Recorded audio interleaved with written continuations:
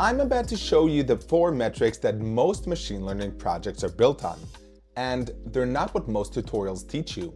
After working on dozens of machine learning projects, I've noticed the same pattern. Teams were focusing on the wrong things. What separates models that actually work from those that just look good in presentations is how you measure their performance. So that's what we'll talk about today. As powerful as machine learning models are, they're still not perfect. And if you want to learn more about these models, it's absolutely necessary for you to be able to determine if your model is doing something good or bad. This could make the difference between an amazingly successful project and an embarrassing failure. So to make this work, you need to be able to precisely quantify the performance of your model. And this isn't as easy as you might think, because you will often need to think long and hard about your specific project and what is right and wrong in your context. Let me walk you through a project that I worked on that taught me these concepts the hard way. A few years ago, I worked on a project to identify pedestrians in images so that self-driving cars can learn to avoid them. Now, it was a little bit more complicated than this, but the main idea was that the model needed to put these little bounding boxes around every single pedestrian in the image. Let's say that you got this project. How would you approach it? How would you measure the performance of your model? Stop for a second, think about that. Now, you might be a little bit surprised to know that there's actually no right answer to this question. This is because there's really all kinds of ways to measure the performance of such a model, but they really boil down to these 4 things: true positives, true negatives, false positives, and false negatives, and I'm going to break them all down for you right now. Let's start with the first one. What's a true positive? Okay, so this is the easiest one, but it's actually not as easy as you might think. Let's go back to my project of detecting pedestrians in images. In this case, a true positive would be if the model correctly predicts a bounding box around a labeled pedestrian in the image. But there are 2 nuances that we need to clear up first. And these are really the main takeaways of the video. They are confidence and correctness. Let's start with confidence. First of all, machine learning models don't usually give you straight answers. They don't say things like pedestrian, no pedestrian. They give something called confidence scores.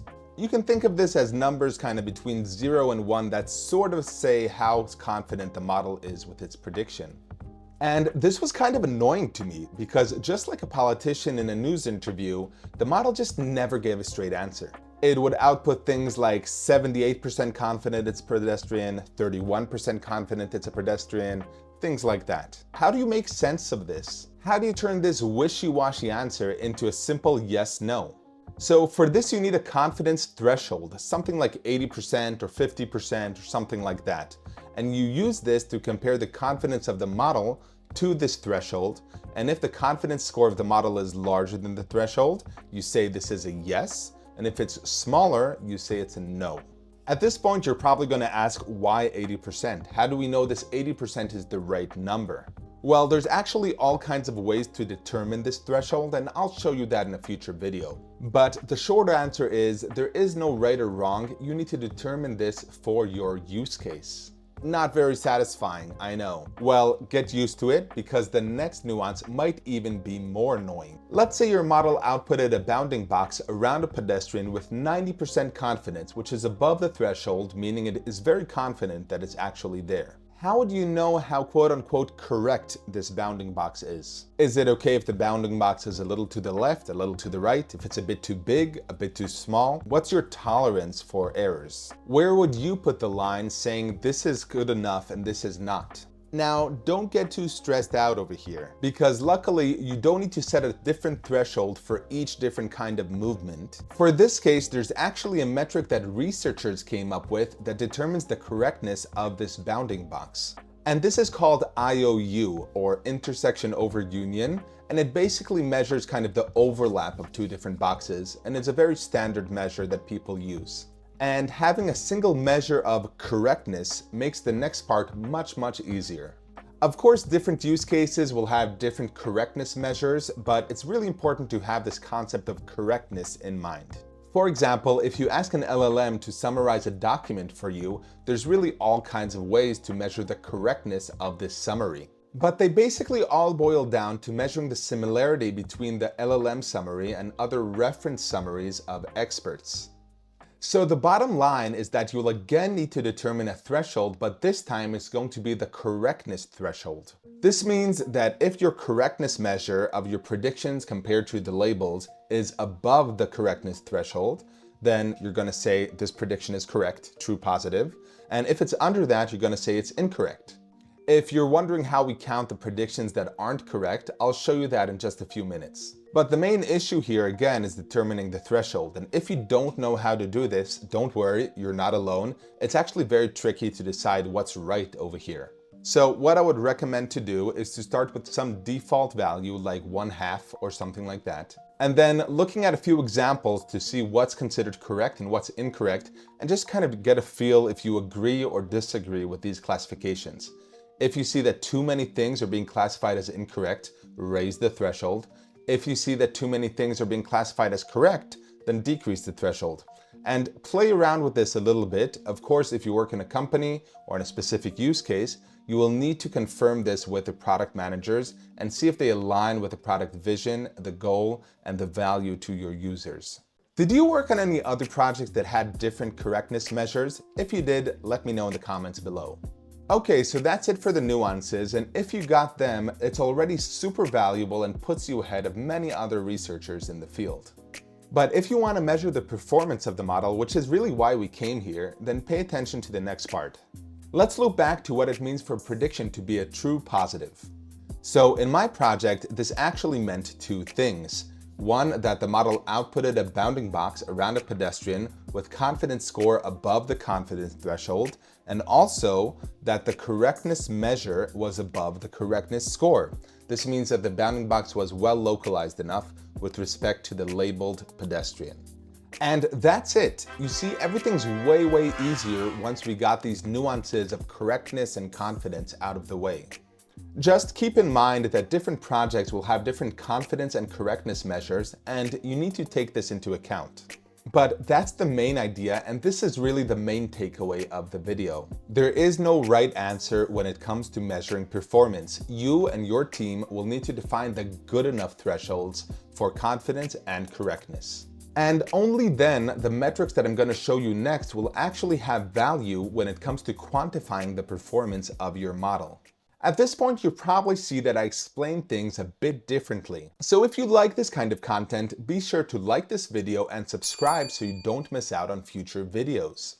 Okay, so now that we defined what's a true positive, let's quickly go over the last three metrics: true negative, false positive, and false negative. True negative, as it sounds, is like correctly predicting no.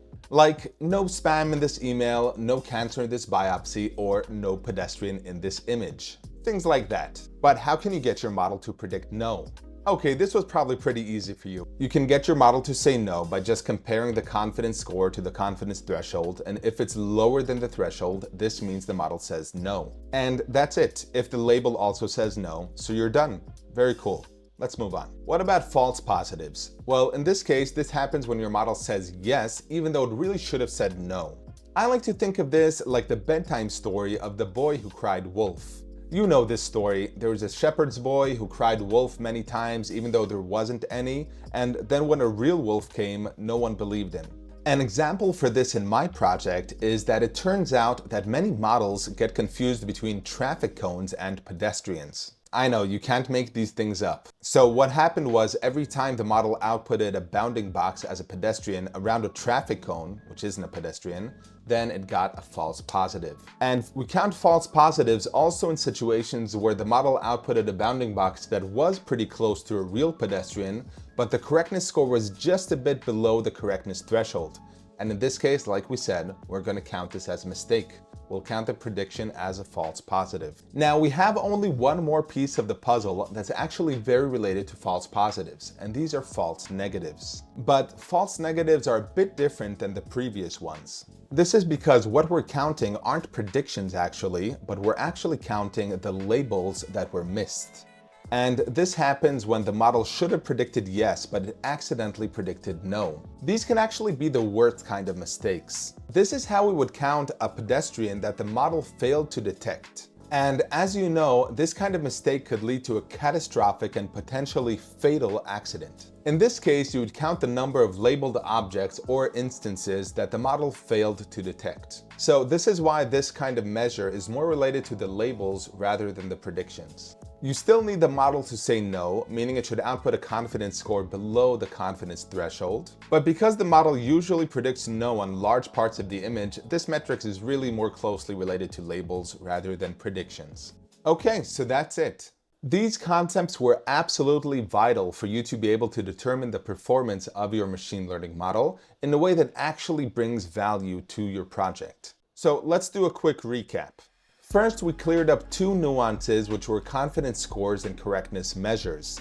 The confidence scores are used to determine if a prediction should be considered as a yes or a no. And the correctness measures can be used to determine if a confident prediction is correct or incorrect. Then, once we had these out of the way, true positives were when we have a confident prediction that's also correct. True negatives were when the model outputted an unconfident prediction, meaning it predicted no, when it really should have predicted no, so that's a good thing. False positives are when the model outputted a yes, meaning it outputted a bounding box or its prediction, however the prediction didn't pass the correctness threshold. Its correctness score was below that threshold, meaning we count it as incorrect. And the last one was false negatives, where the model should have predicted yes, but it accidentally predicted no, meaning we have a labeled object or instance that was missed. So now you know the building blocks of almost every metric in machine learning. And in the next video, I'll show you how to combine these building blocks to actually get real performance metrics that are used to evaluate real models. So I'll see you there.